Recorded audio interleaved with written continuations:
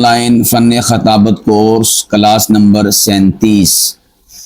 میرے پیارو، ہم خطابت کو سمجھنے کے لیے خطابت کی مبادیات اور ابتدائیات کو موضوع سخن بنائے ہوئے ہیں۔ آج کی اس نشست میں بھی ہم چند ایک مبادیات کو ذکر کریں گے۔ ان میں سے پہلی چیز ہے خطابت کا فائدہ، خطابت کا نتیجہ اور خطابت کی نسبت۔ جب آپ کسی بھی فن کو پڑھتے ہیں تو اس فن کی مبادیات میں یہ چیز بتائی جاتی ہے، سمجھائی جاتی ہے کہ جب آپ اس فن کو پڑھیں گے اور سمجھیں گے تو اس سے فائدہ کیا ہوگا، یعنی آپ کو ملے گا کیا، ہوگا کیا۔ پنکھا لے کر آتے ہیں نا گھر میں، تو بھئی پنکھا لانے کا فائدہ کیا ہے؟ یہ چیز جو ہم پیسے خرچ کر کے لائے ہیں اس کا فائدہ کیا ہے؟ تو فائدہ ہوتا ہے ہوا کا ملنا، سکون کا ملنا، جسمانی راحت کا ملنا اور کمرے کی فضا کا، ماحول کا خوشگوار ہونا۔ یہ سارے کے سارے اس کے فوائد ہیں۔ اسی طرح ہر شے کے بارے میں سوال ہوگا تو انہی چیزوں کے بارے میں جو سوال ہم کرتے ہیں، جو دیگر ہمارے استعمالات میں ہوتی ہیں، ان میں سے ایک چیز یہ بھی ہے کہ جو ہم خطابت کا فن سیکھتے ہیں یا خطابت کرتے ہیں، اس کا فائدہ کیا ہے، یعنی اس سے ہوگا کیا، اس سے ہوتا کیا ہے، اس کا نتیجہ کیا ہے، اس کا اینڈ کیا ہے، اختتام کیا ہے، اس سے ہوگا کیا، ہوتا کیا ہے۔ یہ جو ایک سوال ہمارے ذہن میں ابھرتا ہے نا کہ ہم خطابت کا فن کیوں سیکھیں، اس سے کیا ہوگا، تو وہ میں آپ کے سامنے ذکر کرتا ہوں، اور اس کا جواب میں قرآن پاک کی ایک آیت مبارکہ سے دینا چاہوں گا کہ جب آپ خطابت کا فن سیکھیں گے اور خطابت کریں گے اس سے کیا ہوگا۔ قرآن کریم میں اللہ پاک فرماتے ہیں سورہ ہود آیت نمبر 88، اس میں حضرت شعیب علیہ السلام کا اللہ پاک کی ذات نے مقولہ ذکر کیا ہے اور ان کی بات نقل کی ہے خطابت سے متعلقہ۔ شعیب علیہ السلام چونکہ داعی تھے، خطیب تھے، واعظ تھے، لوگوں کو ہدایت کی طرف بلانے والے تھے، تو انہوں نے اس موقع پر اپنی خطابت کے حوالے سے لوگوں کو آگاہ کیا کہ یہ جو میں آپ کے سامنے خطابت کرتا ہوں، آپ کے سامنے آپ کو اللہ کی طرف بلاتا ہوں، باتیں کرتا ہوں، فرمایا اس سے میرا مقصود کیا ہے، اس کا فائدہ کیا، اس سے ہوگا کیا، میں چاہتا کیا ہوں۔ الفاظ ہیں حضرت شعیب علیہ السلام کے، ان ارید الا الاصلاح ما استطعت، کہ میری اس خطابت سے میرا ارادہ سوائے اپنی ہمت و استعداد اور استطاعت کے، جتنی مجھ میں ہمت اور طاقت ہے، میں فقط اس اپنی ہمت اور طاقت کے مطابق تمہاری اصلاح چاہتا ہوں۔ اب یہ جو لفظ ہے نا اصلاح، یہ گویا کہ ہماری آج کی اس گفتگو کا محور و مرکز ہے، اور ہم آپ کو یہی بتانا چاہتے ہیں کہ خطابت سے فائدہ یہ ہوتا ہے کہ اس سے لوگوں کی ظاہری اور باطنی اصلاح ہوتی ہے۔ لوگ ظاہری اور باطنی طور پر اپنی اندر صفائی پیدا کرتے ہیں، بہتری لاتے ہیں، عمدگی لاتے ہیں۔ آپ کی اور میری خطابت سے یہ فائدہ ہوتا ہے۔ اب یہ جو آیت مبارکہ ہے اس کے مختلف قسم کے گوشے ہیں اور مختلف چیزیں اس سے سمجھ میں آتی ہیں، وہ میں آپ کے سامنے ایک ایک کر کے عرض کرتا ہوں۔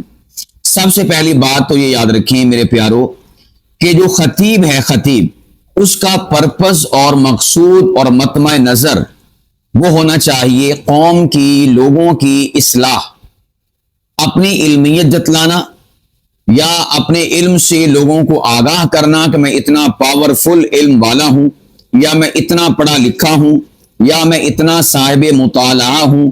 یہ ساری کی ساری چیزیں یہ بعد کی چیزیں ہیں، سیکنڈ کی چیزیں ہیں۔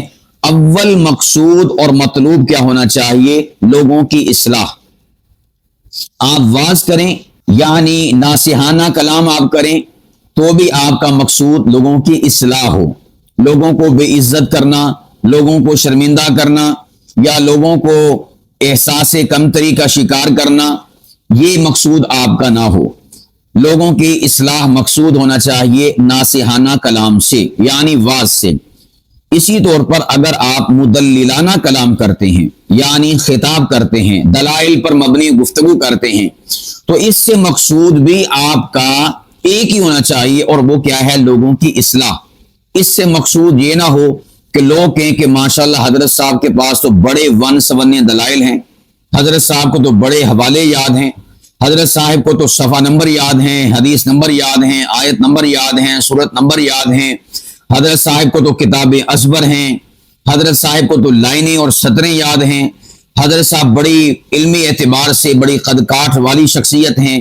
یہ مقاصد آپ کے نہیں ہونے چاہیے، بلکہ آپ کا مقصد دلائل دینے سے، مدللانہ گفتگو کرنے سے، خطاب کرنے سے وہ ایک ہی ہونا چاہیے، اور وہ کیا ہے؟ لوگوں کی اصلاح مقصود ہو۔ میں دلیل دے رہا ہوں تاکہ لوگوں کی اصلاح ہو، میں ایک مثال دے رہا ہوں تاکہ لوگوں کی اصلاح ہو، میں ایک پیچیدہ اور مشکل اور مغلق جو مسئلہ ہے، عقیدہ ہے، اس کو آسان لفظوں میں سمجھا رہا ہوں، آسان امثلہ کے ساتھ میں واضح کر رہا ہوں، تو آپ کا پرپس اور مقصد اس سے فقط لوگوں کی اصلاح ہو، اس کے علاوہ کوئی اور مقصد نہیں ہونا چاہیے۔ یہ تو آپ خطباء کو میں نے عرض کیا کہ آپ لوگوں کی اصلاح کا جذبہ اپنے دلوں میں پیدا کریں۔ یقین جانے کہ یہ والی شے آج کل خطباء میں مفقود ہے۔ خطباء تو آج کل مائک پر آتے ہیں، ممبر پر آتے ہیں، اسٹیج پہ آتے ہیں، اس لیے تاکہ لوگ ہماری گفتگو کو سنیں اور ہانش ہانش کر اٹھیں، لوگ ہماری گفتگو کو سنیں اور مجمع میں یوں سمجھیے کہ آگ لگ جائے، مجمع اچھلے، مجمع کودے، مجمع سبحان اللہ کہے، واہ واہ کہے۔ یہ مقاصد لے کر، یہ نیتیں لے کر، یہ ارادے لے کر آج خطباء ممبر پر جلوہ افروز ہوتے ہیں۔ خطباء کرام کے جو مقاصد ہیں وہ یہ بن چکے ہیں میرے پیاروں، سب کچھ اللہ آپ کو عطا فرمائے گا، مجمع آپ کی گفتگو سن کر ہاش ہاش بھی کرے گا، مجمع آپ کی گفتگو سن کر سبحان اللہ ماشاء اللہ بھی کہے گا، مجمع آپ کی گفتگو سن کر ہاتھوں کو بھی لہرائے گا، مجمع آپ کی گفتگو سن کر نعرہ تکبیر بھی بلند کرے گا، لیکن آپ کا مقصد یہ نہیں ہونا چاہیے، آپ کا مقصد لوگوں کی اصلاح ہونا چاہیے۔ اکثر و بیشتر آپ نے یہ جملہ سنا ہوگا کہ وہ منتظمین بھی کہتے ہیں کہ آپ نے محفل جمانی ہے، محفل آپ نے جمانی ہے اور مجمع آپ نے جوڑنا ہے۔ یہ الفاظ انتظامیہ استعمال کرتی ہے آنے والے خطیب کے لیے، یعنی اسے اسپیشل کان میں کہا جاتا ہے کہ حضرت مجمع کو آپ نہ جما دیں، حضرت محفل کو ذرا جما دیں، محفل کو ذرا دوبالا کر دیں۔ یہ ہیں مقاصد منتظمین جلسہ کے۔ اور پھر اسی طور پر جو خطیب صاحب ہیں وہ بھی کہتے ہیں انتظامیہ والوں سے کہ آپ فکر نہ کریں، دیکھیں میں بس آغاز کرتا ہوں، پھر دیکھیں مجمع کس طرح جڑتا ہے، مجمع کس طرح جمتا ہے۔ بھئی آپ جمانے اور جمنے کے لیے اور جوڑنے اور جڑوانے کے لیے نہیں آئے اس جگہ پر، اس منصب پر، یہ بہت اونچا منصب ہے۔ آپ آئے ہیں لوگوں کی اصلاح کے لیے، لوگوں کے عقائد کی اصلاح کے لیے، لوگوں کے اعمال کی اصلاح کے لیے، لوگوں کے مسائل کی اصلاح کے لیے، لوگوں کی اخلاقیات کی اصلاح کے لیے آپ یہاں پر تشریف لائے ہیں۔ مجمع جمانے کے لیے، محفل پخانے کے لیے، کہتے ہیں محفل پخ جوے گی، یہ لفظ استعمال کرتے ہیں، محفل پخاتی۔ میں تو کہتا ہوں کہ حضرت صاحب نے تو سمجھو کہ نا محفل کو چار چاند لگا دیے، محفل کو یہ کر دیا، وہ کر دیا، پروگرام کو یہ کر دیا، وہ کر دیا، بس یہ کر دیا اور وہ کر دیا۔ انتظامیہ جلسے والی وہ بھی اسی کے پیچھے ہے، اور خطیب صاحب، نعت خواں صاحب، تلاوت والے صاحب وہ بھی اسی کے پیچھے ہیں، یہ کر دیا، وہ کر دیا، یہ کر دیا، وہ کر دیا۔ میرے پیاروں، ہم کس ڈگر پر چل رہے ہیں؟ این تذہبون، آپ کدھر جا رہے ہیں؟ آپ کی منزل کیا تھی؟ آپ کا پرپس کیا تھا؟ آپ کا مقصد کیا تھا؟ آپ کو کرنا کیا چاہیے تھا؟ آپ کر کیا رہے ہیں؟ محفلیں جمانے کے لیے سب کچھ کر رہے ہیں اور محفلیں پخانے کے لیے سب کچھ کر رہے ہیں۔ اللہ کا واسطہ ہے ان چیزوں کو اپنی زندگی سے نکال دیں۔ جب آپ اخلاص کے ساتھ اور اصلاح کی نیت سے آئیں گے، انشاءاللہ محفلیں جمیں گی بھی، مجمع جڑیں گے بھی صحیح، اور محفلیں پخیں بھی گی صحیح، سب کچھ ہوگا۔ مین مقصد آپ کا اصلاح ہونا چاہیے۔ یہ میں ساتھ ساتھ آپ احباب کو ہر اعتبار سے، عملی اعتبار سے، شرعی اعتبار سے، فنی لحاظ سے، ہر اعتبار سے عرض کرتا جا رہا ہوں تاکہ ہم ہر زاویے سے خطابت کے حوالے سے اپنی اصلاح کریں۔ تو شعیب علیہ السلام اللہ کے نبی علیہ الصلوۃ والسلام بہت بڑے خطیب تھے، واعظ تھے، اور یہ خطابت کے شاہ سوار تھے۔ ان کا یہ کلام اور گفتگو ہمارا جو راستہ ہے اس کو متعین کرتا ہے۔ ان ارید الا الاصلاح ما استطعت، کہ ہمارا ارادہ سوائے اصلاح کے اور کچھ نہیں ہونا چاہیے۔ اور اگلا جو لفظ ہے مستطاعت، یہ بھی قابل غور ہے۔ فرمایا کہ میں اپنی ہمت کے مطابق اس تبلیغ حق کے ذریعے سے، اس خطابت کے ذریعے سے آپ کی اصلاح چاہتا ہوں۔ مستطاعت، اس سے یہ بھی پتا چلا بعض خطبہ ایسے ہوتے ہیں کہ جو ٹائم پر ٹائم دے دیتے ہیں اور تاریخ پہ تاریخ دے دیتے ہیں، اور یہ تب دے رہے ہوتے ہیں کہ جب ابھی وقت نہیں آیا ہوتا، لیکن جب وقت آتا ہے تو پھر خطیب صاحب کو کام بھی یاد آ جاتے ہیں، خطیب صاحب کو اور کوئی پروگرام بھی یاد آ جاتا ہے، خطیب صاحب کو اور کوئی محفل بھی یاد آ جاتی ہے، یا اور کوئی بیماری بھی یاد آ جاتی ہے۔ پھر موقع پر جا کر، یعنی جب موقع آتا ہے اس پروگرام کا، اس محفل کا، وہ رابطہ کرتے ہیں کہ حضرت صاحب پھر آ رہے نا آپ، حضرت صاحب آپ چل پڑے ہیں نا، حضرت صاحب تیاری ہے نا آپ کی۔ تو آگے سے ہم کہتے ہیں جی میری طبیعت ٹھیک نہیں ہے، میں 2 دن سے ہاسپٹل میں ایڈمٹ ہوں، میں 2 دن سے اپنے کسی جگہ پر کام کے سلسلے میں گیا ہوا ہوں، میں پہنچ نہیں سکوں گا۔ بھئی جب آپ کو یہ پتا ہے کہ آپ کو دنیاوی عارضے بھی لائق ہوں گے، بیماری بھی آپ کے گرد گردش کر رہی ہے، تو آپ پھر ٹائم کیوں دیتے ہیں؟ آپ تاریخ کیوں دیتے ہیں؟ مستطاعت، یہ لفظ کیا بتاتا ہے؟ دین کا کام کرو اپنی ہمت اور استعداد کے مطابق۔ یہ نہ ہو کہ آپ 24 گھنٹے کوئی دین کا کام کریں اور پھر آگے آپ 1 ہفتہ پورا کا پورا بیمار ہو جائیں۔ آپ کی جتنی ہمت اور طاقت ہے، گلا جتنا ساتھ دیتا ہے، خطبہ کہتے ہیں آج گلا خراب ہے، طبیعت ناساز ہے، موسم ناخوشگوار ہے، فلاں ہے۔ بھئی اگر آپ کی طبیعت ساتھ نہیں دیتی تو آپ اس حساب سے اپنا پروگرام دین کا لے کر چلیں۔ بعض خطبہ ایسے انہوں نے ایک دن میں 4 جگہوں پر ٹائم دیا ہوتا ہے، اور یہی ہوتا ہے کہ میں سارے بھگتا لوں گا۔ ایک انسان ہے، کتنا کہ چلے گا، کتنا کہ بولے گا۔ تو پہلے پروگرام پر تو خوب بولا جاتا ہے، دوسرے پر بھی بولا جاتا ہے، تیسرا جب چوتھا آتا ہے تو پھر ان لوگوں کا پروگرام خراب ہو جاتا ہے۔ حضرت صاحب کہتے ہیں میں بہت تھک گیا ہوں، بہت علیل ہوں، آج میں نے یہاں پر بھی تقریر کی، وہاں پر بھی تقریر کی، اب تیسری بار آپ کے پاس ہوں، چوتھی بار آپ کے پاس ہوں۔ تو یہ ہیلے بہانے کیوں؟ بھئی آپ ان کو جواب دے دیں کہ میں آپ کے پاس نہیں آ سکتا، اس دن میرے 2 پروگرام ہیں، میرا گلا بس اتنا ہی چل سکتا ہے۔ یہ جو لفظ ہے مستطاعت، اپنی ہمت کے مطابق آپ لوگوں کی اصلاح کا بندوبست کیجئے، لوگوں کی اصلاح کے لیے اپنی کوششیں، کاوشیں اس کو استعمال کیجئے۔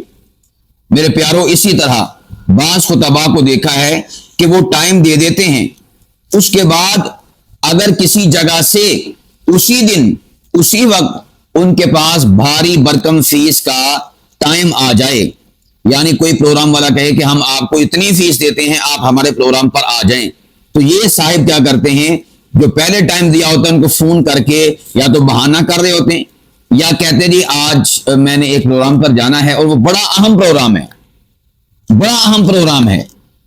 یہ اہم پروگرام نہیں ہوتا، وہاں پر جو فیس وصول ہونی ہے وہ فیس بڑی اہم ہوتی ہے۔ یہ تو حال ہے ہمارے نعت خانوں کا، ہمارے قاریوں کا، تلاوت کرنے والوں کا اور خطیبوں کا۔ میں آپ احباب کو اللہ سبحانہ و تعالیٰ کا ڈر اور خشیت یاد دلاتا ہوں، خطباء کو بھی، علماء کو بھی، اور اسی طور پر نعت خانوں کو بھی، اور اسی طور پر جو قاری حضرات ہیں ان کو بھی۔ اللہ سے ڈریں، خدا کا خوف کریں، اتقوا اللہ، اللہ سے ڈرو، اللہ سبحانہ و تعالیٰ کی پکڑ کا سبب اور ذریعہ نہ بنو۔ یہ جو ہمارے وتیرے چل رہے ہیں نا کہ ہم کسی کو کہہ دیتے جی میرا بڑا اہم پروگرام ہے، بھئی اس کا کیا قصور ہے، اور اس کو کیوں سے پھول لگے ہوئے ہیں کہ آپ ان کے پروگرام کو اہم کر رہے ہیں اور ان کے پروگرام کو غیر اہم کر رہے ہیں۔ یہ بھی دین کا پروگرام، وہ بھی دین کا پروگرام۔ یا تو آپ ٹائم نہ دیں یا آپ انہیں وقت نہ دیں، موقع پر آ کر کئی سارے احباب ایسی ہوں گے جو سماعت کر رہے ہیں، وہ لوگوں کے ساتھ ایسا کرتے ہیں، یا جو لوگ آپ سماعت کر رہے ہیں آپ کے ساتھ کئیوں نے ایسا کیا ہوگا۔ یہ سمجھے کہ متداول چیز ہے، انہونی شے نہیں ہے، خطباء ایسا کرتے ہیں۔ کہ ٹائم دے کر پھر وقت پر آ کر کہتے جی ایک اہم مجھے پروگرام پر جانا ہے، اس پروگرام کو میں مس نہیں کر سکتا، اس کو میں لازمی مجھے اٹینڈ کرنا ہے، میری مجبوری ہے، آپ مجبوری کو سمجھا کریں، میں بہت میرا دل نہیں چاہتا، بس وہ کیا کروں، بہت مجبور ہو چکا ہوں، آپ کی نوازش ہوگی، آپ کی شفقت ہوگی، میں آپ کا شکریہ ادا کروں گا، آپ یہ کر دیں وہ کر دیں، اس قسم کے ہیلے بہانے کرتے ہیں۔ کوئی اہمیت کا حامل پروگرام نہیں ہوتا، صرف اور صرف اہمیت کی حامل شے ہوتی ہے تو وہ فیس ہوتی ہے، اس کے علاوہ کچھ بھی نہیں۔ اس قسم کی کئی ہمارے پاس رپورٹس ہیں۔ ہمارے ایک بھائی ہیں اور ہمارے دوست ہیں، شاہ کوٹ میں وہ دین اسلام کی خدمات میں اپنا وقت صرف کر رہے ہیں، مولانا رضوان شاہ کوٹی۔ ان کا پروگرام تھا ایک اپنی مسجد میں، انہوں نے ایک فیصل آباد کے نعت خواں انہیں اس پروگرام میں مدعو کیا، ان کا نام حذیفہ صدیق ہے، کہ آپ نے یہاں پر نعت پڑھنی ہے، ٹائم دے دیا اور اس موقع پر پیسے بھی طے ہو گئے کہ اتنے پیسے دینے ہیں، اور اس میں بھی پھر جو پیسے وغیرہ طے ہوئے تو اس نعت خواں نے کہا کہ نہیں جی یہ پیسے کم ہیں، آپ پیسے بڑھائیں، انہوں نے پیسے بڑھا بھی دیے، حتیٰ کہ وہ پھر کار کا اسپیشل کار کا کہہ رہے تھے جی میں کار پہ آؤں گا، تو بھائی انہوں نے کہا بھی ہم کار کو افورڈ ہی نہیں کر سکتے، آپ بس پہ آ جائیں، بس نے آپ کو مین روڈ سے اٹھانا ہے جہاں آپ کا گھر ہے اور مین روڈ پہ اتارنا ہے، وہاں سے ہم آپ کو موٹر سائیکل پہ وصول کر کے اپنے مقام پر لے جائیں گے، تو آپ بس پہ آئیں، ہمارے پاس خرچہ بس کا ہے، ہم اس کا کرایہ افورڈ کر سکتے ہیں، ہم کار افورڈ نہیں کر سکتے۔ اس قسم کی ساری ڈیلنگ شیلنگ طے ہو گئی، معاملات بالکل اوکے ہو گئے۔ اس کے بعد جب وہ دن آیا کہ جس دن پروگرام تھا تو اس صاحب نے نعت خواں نے رابطہ کیا مولانا رضوان شاہ کوٹی صاحب سے کہ میں پروگرام پر نہیں آ سکتا، نمبر ایک تو بارش کا موسم ہے، اور نمبر دو مجھے ایک اہم پروگرام لاحق ہے، وہی والا جو میں نے عرض کیا نا کہ وہ اہم پروگرام نہیں بلکہ وہ اہم ترین فیس لاحق تھی، انہیں فیس انہیں اس طرف کھینچ رہی تھی، فیس اس طرف متوجہ کر رہی تھی، فیس ان کے پاؤں کی بیڑی بن رہی تھی کہ آپ نے اس طرف نہیں، آپ نے اس طرف جانا ہے۔ تو انہوں نے کہا کہ بھائی میں نے اشتہار پہ نام دیا ہے، فلیکسز لگائی ہیں اور ہلا گلا کیا ہے کہ حذیفہ صدیق صاحب بڑے نعت خواں ہیں، نامور نعت خواں ہیں، فیصل آباد کے ہیں، فلاں فلاں ہیں، وہ تشریف لا رہے ہیں، اب آپ مجھے انکار کر رہے ہیں۔ تو پھر وہی باتیں کہ جی آپ تھوڑا سا زیادہ کرایہ بڑھا لیں، یہ کرایہ ہے، یہ ایسے افراد اور ایسے لوگ اپنے آپ کو گویا کہ کرائے کی چیز سمجھتے ہیں، ہمارا ریٹ بڑھاؤ، ہماری قیمت بڑھاؤ، ہمارا کرایہ بڑھاؤ۔ تو پھر انہوں نے کہا کہ آپ کو ہم خوش کریں گے، خیر وہاں پر چلے گئے، پروگرام ہوا، پروگرام کے بعد جو ہے وہاں پر ویلے شیلے ہوئیں، وہاں پر پیسے لٹائے گئے، اور اسی طور پر پیسے جو طے ہوا تھا آپس میں وہ ان کو دیے گئے، اور پھر اس کے بعد وہ صاحب جو ہے واپس آتے ہوئے یہ بھی کہا کہ جو چاول شاول کے کوئی شاپر تیار کیے ہوئے ہیں وہ بھی مجھے کوئی دے دو، انہوں نے وہ بھی ساتھ میں دے دیے، روانہ کر دیا۔ روانہ کرنے کے بعد دوران پروگرام یعنی مولانا رضوان شاہ کوٹی صاحب پروگرام میں بیٹھے ہوئے تھے، اور اس بیٹھے ہوئے پروگرام میں کہ ابھی پروگرام چل رہا تھا، محفل چل رہی تھی، بیان ہو رہا تھا خطیب صاحب کا، اس نعت خواں کا فون آ گیا، یعنی اس نے یہ بھی نہیں سوچا کہ یار بیچارہ مصروف ہوگا، جو احباب محفلیں کرواتے ہیں انہیں پتا ہے کہ محفل کے دوران، محفل کے آگے پیچھے وہ محفل کروانے والا کتنا مصروف ہوتا ہے، کتنا بیزی ہوتا ہے، تو انہوں نے ایک اگلے دن کا بھی انتظار نہ کیا، اسی وقت کوئی آدھا گھنٹہ، کوئی پونا گھنٹہ، گھنٹہ گزرا ہوگا، اسی دوران فون کیا کہ جی آپ نے میرے ساتھ اچھا نہیں کیا۔ انہوں نے کہا جی میں نے آپ کے ساتھ کیا نہیں اچھا کیا؟ تو وہی والی بات کہ آپ نے مجھے پیسے پورے نہیں دیے، ویلے ہوئی تھیں اس میں اتنے 500 کے نوٹ تھے، آپ نے مجھے کم 500 کے نوٹ دیے، اس قسم کی باتیں۔ تو انہوں نے کہا کہ بھائی میں اس وقت محفل کے اندر ہوں اور بیان چل رہا ہے، میں آپ کو بعد میں فون کروں گا۔ تو پھر انہوں نے رات تقریباً 1 بجے فون کیا مولانا رضوان شاہ کوٹی صاحب نے حذیفہ صدیق صاحب کو، اور پھر ان سے پوچھا کہ بھئی آپ کو کیا مسئلہ ہے؟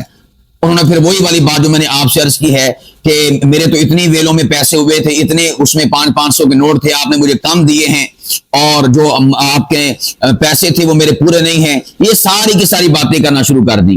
میرے پیارو اب آپ دیکھیں کہ کیا یہ وتیرہ ہمارا بنتا ہے کہ ہم اس طرح سے دین اسلام کو کمائی کا ذریعہ بنائیں، اس طرح سے اپنے آپ کو کرائے کا بندہ بنائیں؟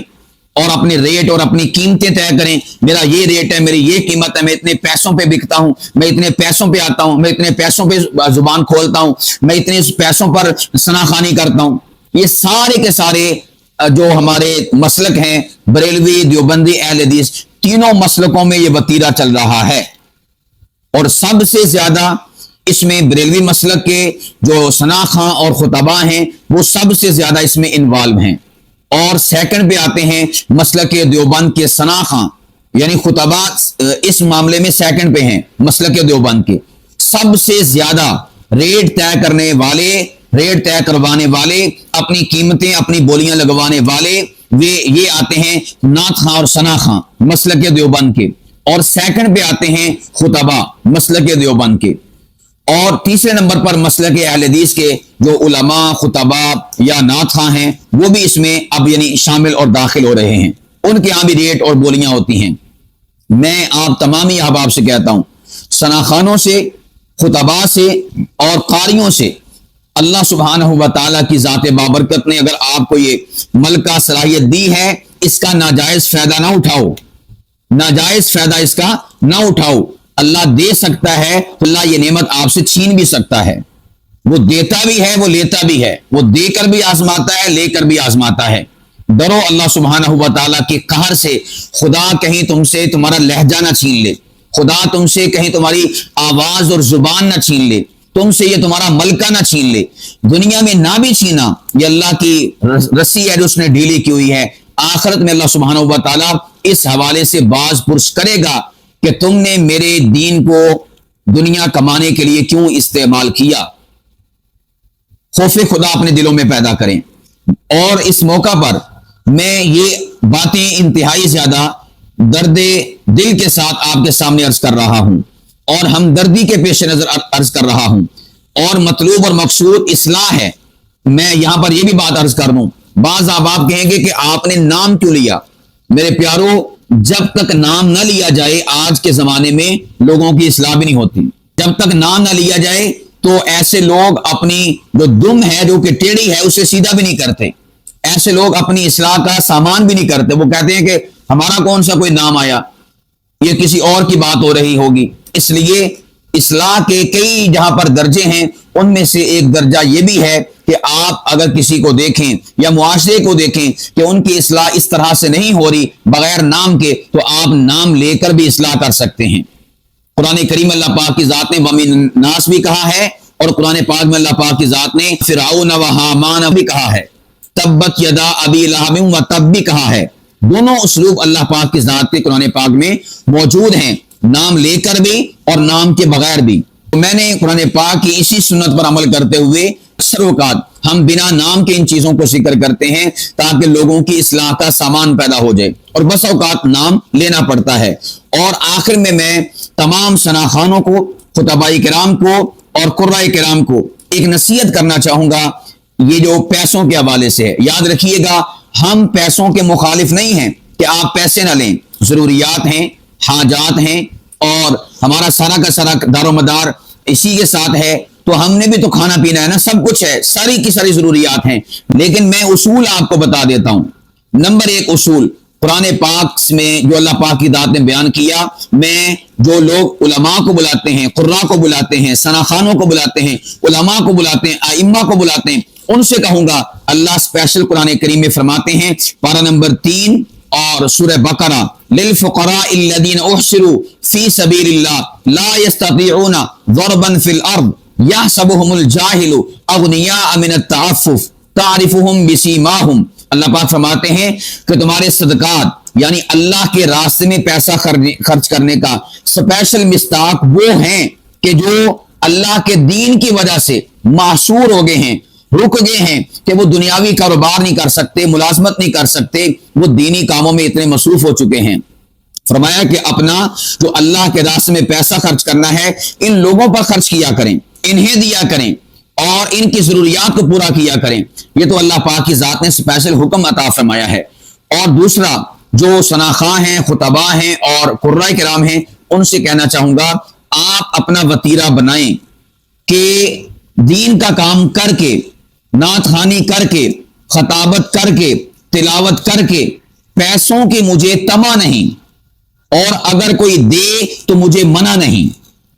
ये उसूल आपका होना चाहिए।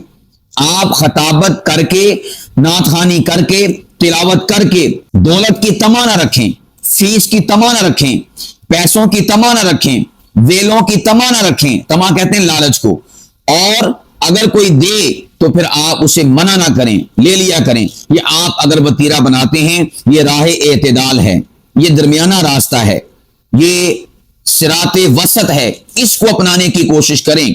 अगर आप ये वाला वतीरा बना लेते हैं कि आपके दिल में तमा नहीं, लालच नहीं, और अगर कोई दे तो आपके यहां मना नहीं, तो इंशाअल्लाह दीनी हवाले से भी बेहतर काम होता रहेगा, और दुनियावी यानी आपकी जरूरियात, आपकी हाजात, आपके जो दुनियावी मसाइल हैं उस हवाले से भी आपके लिए बेहतरी और उम्दगी साबित होती रहेगी, और आप जो है बेहतरी की जानिब बढ़ते रहेंगे।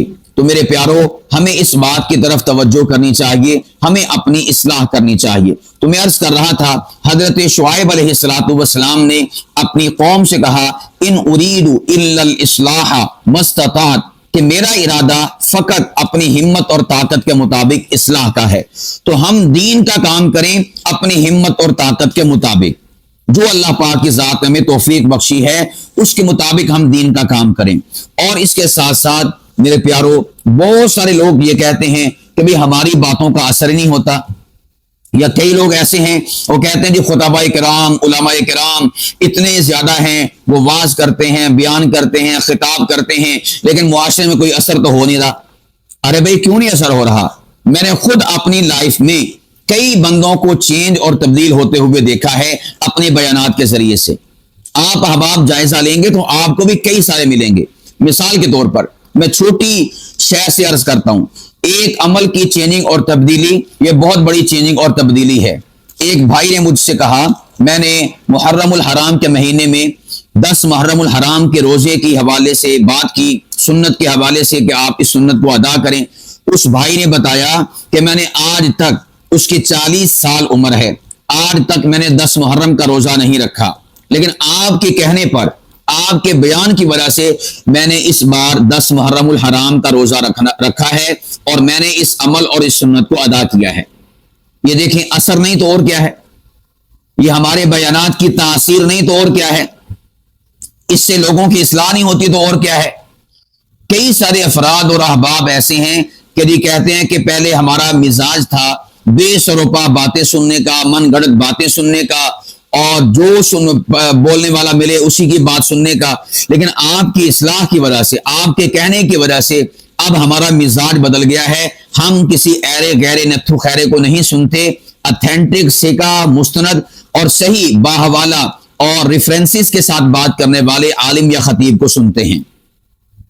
कई लोगों ने अपने अकायद के हवाले से जो इस्लाह की है उस हवाले से हमें आगाह किया है कि पहले तो हम इस भूल में पड़े हुए थे कि ये जो बाबे हैं इनसे भी कुछ होता है, ये भी कोई पहुंची हुई सरकारें होती हैं। आपने हमें बताया कि ये अल्लाह के वली हैं और ये नेक लोग हैं, इनका काम सिर्फ इतना है कि वो हमारी इस्लाह करें, और हमारा काम ये नहीं है कि हम उन्हें खुदा समझ लें या खुदाई सिफात का हामिल समझ लें। तो कई लोगों ने अपना अकायद के हवाले से इस्लाह की, कई लोगों ने अपने आमाल के हवाले से इस्लाह की, कई लोगों ने मसाइल के हवाले से इस्लाह की। कई सारे अफराद ऐसे हैं वो कहते हैं कि हमें तो इस मसले का पता आपकी जुबान से चला है, हम आपके चूंकि बयान सुनते हैं इसलिए हमें इस बात का पता चला है, हमें पहले पता ही नहीं था। तो ये क्या है मेरे प्यारो, आप जो खताबत करते हैं, आप जो बयान करते हैं, इसकी वजह से बड़ी चेंजिंग आती है, बड़ी तब्दीली आती है, इसकी वजह से इनकलाब आता है, लोगों में इनकलाब आता है, अकायद में इनकलाब आता है, मसाइल में इनकलाब आता है, अमाल में इनकलाब आता है, औरतों में इनकलाब आता है, मर्दों में इनकलाब आता है। आप ये ना समझा करें हमारी खताबत से कुछ नहीं होता। नात खानों से कहता हूं आप ये ना समझा करें हमारी नातों नज़मों से कुछ नहीं होता। अरे भाई बहुत कुछ होता है। लोगों के अकायद सजते हैं, संवरते हैं, बेहतरी की तरफ आते हैं, लोग अपने अंदर जज्बा ईमानी को भरते हैं। तो मैंने अर्ज किया खताबत का फायदा क्या है, खताबत से होगा क्या? खताबत से लोगों की इस्लाह होगी, खताबत से लोग सीधे रास्ते पर आएंगे, खताबत से लोगों के अकीदे सही होंगे, खताबत से लोगों के आमाल दुरुस्त होंगे, खताबत से लोगों के अखलाक संवरेंगे, खताबत से लोगों की जुबान संवरेगी, खताबत से लोगों के आपस से जो मामलात हैं لوگوں کے ساتھ حقوق العباد، وہ انسانوں کے سنوریں گے، سجیں گے، بہتر ہوں گے، عمدگی کی طرف آئیں گے۔ خطابت کے ذریعے سے نافرمان بیٹے اپنے ماں باپ کے فرما بردار بنیں گے، خطابت کے ذریعے سے مساجد آباد ہوں گی، خطابت کے ذریعے سے ذکر اللہ کی کثرت ہوگی، خطابت کے ذریعے سے مدارس کا، مساجد کا اچھا اور بہتر امیج لوگوں کے سامنے آئے گا، خطابت کے ذریعے سے جہاد اور فساد میں لوگ تفریق کر سکیں گے، خطابت کے ذریعے سے لوگ بے سروپا من گھڑت باتوں سے اپنے آپ کو بچا کر کتاب و سنت کی مستند اور صحیح اور سکہ باتوں کی طرف اپنے آپ کو لے کر آئیں گے۔ بہت کچھ ہوگا آپ کی خطابت کے ذریعے سے۔ تو میں نے قرآن پاک سے حوالہ پیش کیا کہ حضرت شعیب علیہ السلام نے یہ جو کہا نا، ان ارید الا الاصلاح ما استطعت، کہ میرا ارادہ تو اپنی ہمت اور توفیق کے مطابق خطابت کے ذریعے سے اصلاح کرنا ہے۔ یہ ہے خطابت کا فائدہ۔ خطابت کے ذریعے سے لوگوں کی اصلاح ہوتی ہے، خطابت کے ذریعے سے لوگوں کا تزکیہ ہوتا ہے، خطابت کے ذریعے سے لوگوں کے ظاہری اور باطنی اعمال بہتری کی طرف آتے ہیں، خطابت کے ذریعے سے لوگوں کے اندر دین کی رغبت اور شوق پیدا ہوتا ہے۔ یہ ہے خطابت کا فائدہ۔ اور یہ جو لوگ کہتے ہیں نا کہ خطابت اتنی زیادہ ہو رہی ہے اور بیانات اتنے زیادہ ہو رہے ہیں، معاشرے میں کوئی چینجنگ اور تبدیلی نہیں آ رہی، یہ کیوں نہیں آ رہی؟ بہت ساری آ رہی ہے۔ یاد رکھیے گا، یہ چینجنگ اور تبدیلی اس کا مطلب یہ نہیں ہے کہ معاشرہ سارا کا سارا بدل جائے، یہ تو ہو ہی نہیں سکتا۔ انبیاء علیہ الصلوۃ والسلام کے زمانے میں ایسا نہیں ہوا تو آج کے زمانے میں ایسا کیسے ہو سکتا ہے؟ چینجنگ اور تبدیلی ہمیشہ جو پوزیٹو اور مثبت شے ہوتی ہے وہ تھوڑی تھوڑی ہوتی ہے اور سیدھا سیدھا ہوتی ہے۔ اور یہاں پر میں ایک بات کی طرف آپ کی توجہ بھی دلا دوں، بہت سارے لوگ یہ سوچتے ہیں، سوال کرتے ہیں یا پریشان رہتے ہیں کہ یا اسلام پر، دین پر اعتراض کرتے ہیں کہ جی جو لوگ ہیں، انسان ہیں، یہ رحمان کا راستہ کیوں نہیں اختیار کرتے، شیطان کے راستے کے اوپر زیادہ کیوں چلتے ہیں، یا مولوی جتنا مرضی ٹیل لگا لیں، زور لگا لیں، یہ کر لیں، وہ کر لیں، لوگوں نے تو پھر بھی بدی اور برائی کے رستوں پر چلنا ہے، جو مرضی کر لو مولویو، لالو زور اپنا، لالو صورت، لالو ترنم کر لو جوش نہ، فلاں فلاں بہت کچھ باتیں سناتے ہیں۔ میں آپ احباب سے مثال کے ذریعے سے سمجھانا چاہوں گا اسی ٹاپک اور اسی عنوان کو۔ آپ بتائیں دنیاوی معاملات میں کیا لوگ اپنی اصلاح چاہتے ہیں یا لوگ سیدھے رستے پر آتے ہیں؟ مثال کے طور پر دنیاوی معاملات میں چھوٹی سی مثال دیتا ہوں، یہ جو ٹریفک قوانین میں سے ایک قانون ہے اشارہ، کیا لوگ اس کی پابندی کرتے ہیں؟ کیا لوگ اس کی پابندی کرتے ہیں اشارے کی؟ پولیس والا کھڑا ہو تو پابندی کرتے ہیں، کیمرے لگے ہوں تو پابندی کرتے ہیں، اور نہ لگے ہوں تو لوگ پابندی نہیں کرتے۔ تو اس کا کیا مطلب ہے کہ اشارے اتار دیے جائیں کہ لوگ پابندی نہیں کرتے؟ ارے بھائی، اس اصول کو ہمیشہ کے لیے ذہن میں رکھو کہ مثبت، پوزیٹو، اچھی شے کی طرف انسان بہت کم آئے گا۔ کیا ہم سارے کے سارے ملکی قوانین کی پابندی کرتے ہیں؟ ملکی قوانین تو دنیاوی ہے نا، دینی تو نہیں ہے۔ جس قسم کا بھی کوئی قانون بنا ہوا ہے تو بھائی یہ انسان کی سرشت ہے، انسان کی فطرت ہے کہ وہ پوزیٹو، مثبت اور اچھی شے کی طرف کم آتا ہے، نیگیٹو شے کی طرف زیادہ جاتا ہے، لا قانونیت کی طرف زیادہ جاتا ہے۔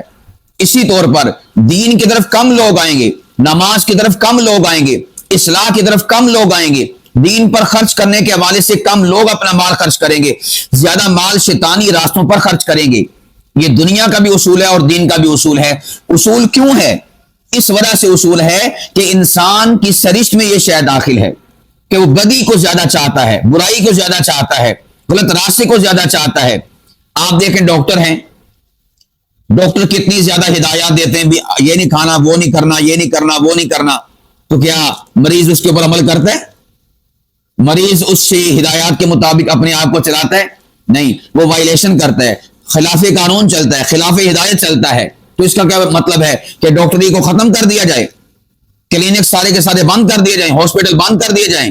ارے نہیں بھائی، اس میں انسان کا قصور ہے کہ انسان اپنی فطرت کے تحت یہ بدی اور برائی اور ویکنس اور کمزوری کی طرف جاتا ہے، بہتری اور عمدگی کی طرف اپنے آپ کو نہیں لے جاتا۔ تو اسی طرح جو لوگ اسلام پر اعتراض کرتے ہیں، مسلمانوں پر اعتراض کرتے ہیں، مولویوں پر اعتراض کرتے ہیں، مولویوں لالو اپنا ٹل، لالو اپنا زور، یہ کر لو، وہ کر لو، جو مرضی کر لو، لوگوں نے دین کی طرف نہیں آنا، مسجدوں نے آباد نہیں ہونا، منتیں کر لو، گھر گھر چلے جاؤ، آپ پاؤں پکڑ لو، اپنی پگڑیاں، اپنی ٹوپیاں پاؤں میں رکھ دو، مولویوں تمہارا کام نہیں چلنا۔ تو میں ان سے کہتا ہوں کہ آپ اسی زاویے سے ذرا دنیا کو دیکھنا شروع کریں تو پھر آپ کو پتا چلے گا کہ یہ آپ کے دماغ میں شیطنت اور شرارت جنم لیتی ہے، جو اسلام پر، دین پر، مولوی پر اور علماء پر، خطباء پر اعتراض اٹھانے پر مجبور کرتی ہے۔ لیکن آپ جو ہے دنیاوی حوالے سے یہ اعتراض نہیں کرتے، بلکہ آپ اسے بھی دیکھ لیں، جو پوزیٹو کام ہے، مثبت کام ہے، اس کے اوپر اعتراض ہو رہا ہے، اس کے اوپر نکتہ چینی ہو رہی ہے، اس پہ بات ہو رہی ہے، لیکن جو نیگیٹو شے ہے اس پر یہ احباب اور یہ لوگ اعتراض نہیں کرتے، اس کے اوپر سوال نہیں اٹھاتے، اس کے اوپر نکتہ نہیں اٹھاتے۔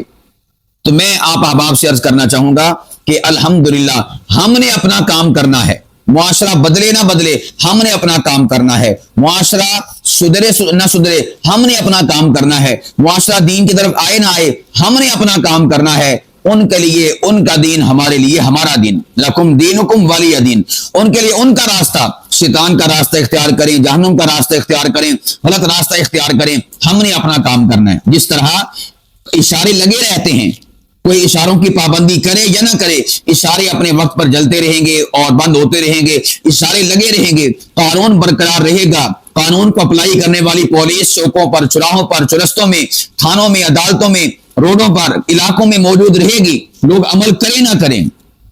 اگر اس کو ختم کر دیا جائے کہ لوگ تو عمل کرتے نہیں، لوگ تو سدھرتے نہیں، لوگ تو پابندی کرتے نہیں، نقصان کیا ہوگا؟ لوگ اتنا کچھ ہونے کے باوجود بھی پابندی نہیں کرتے اور قانون کا احترام نہیں کرتے، قانون کو فالو نہیں کرتے، تو جب یہ ساری کی ساری چیزیں ختم کر دی جائیں گی پھر آپ سوچیں کہ کتنی لا قانونیت ہوگی، پھر کتنا جو ہے جنگل کا قانون یہاں پر لائق ہو جائے گا، پھر کتنی زیادہ یہاں پر جو ہے لا قانونیت ہو جائے گی، پھر کتنا زیادہ یہاں پر ہجوم ہو جائے گا۔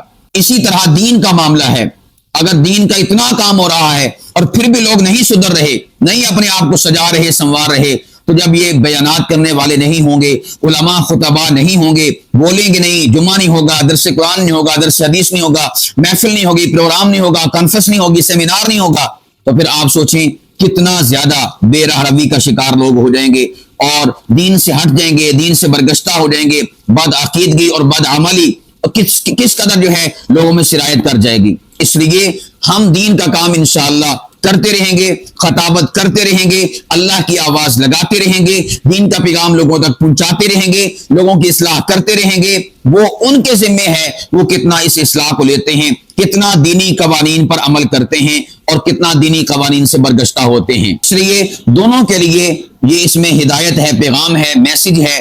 ہم نے انشاءاللہ العزیز اپنا کام کرتے رہنا ہے اور اپنے کام کو اپنی ہمت اور استعداد کے مطابق انشاءاللہ سر انجام دیتے رہنا ہے، خطابت کرتے رہنا ہے، لوگوں کو دین، اسلام، شریعت، اللہ اور اس کے رسول محمد مصطفیٰ صلی اللہ علیہ وسلم کی طرف بلاتے رہنا ہے۔ ہمارا یہ کام ہے، انشاءاللہ ہم یہ وفا کا رشتہ نبھاتے رہیں گے، وفا کا کام کرتے رہیں گے۔